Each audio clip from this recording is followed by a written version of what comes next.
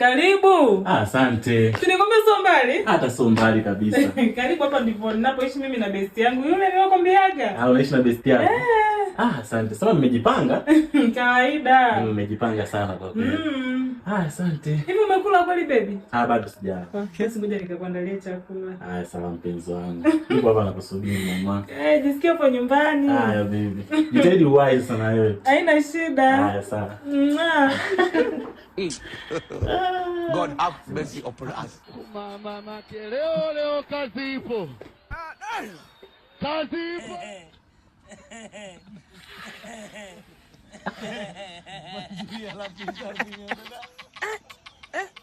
My Lord, I wonder.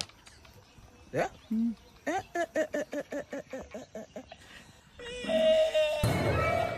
Shem darling, huyo sababu wangu samani aliniambia nakuja na shemeji yako, ila bahati mbaya nikaa nilisahau na samani. Who is this guy? Shem, nipandishia baby. Shem, toka hapa bana. Vipi wewe? Sio vipi Shem, naitwa Jay.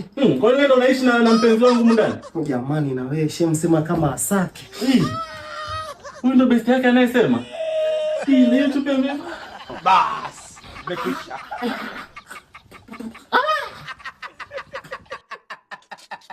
Baby nini? Una shida gani?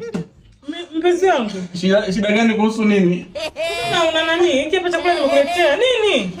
Wewe ulisema hapo unaishi na best yako. Shoga yangu anaitwa Jay. Nini? Jay ndo anatoka huko. Mama kachupi yake.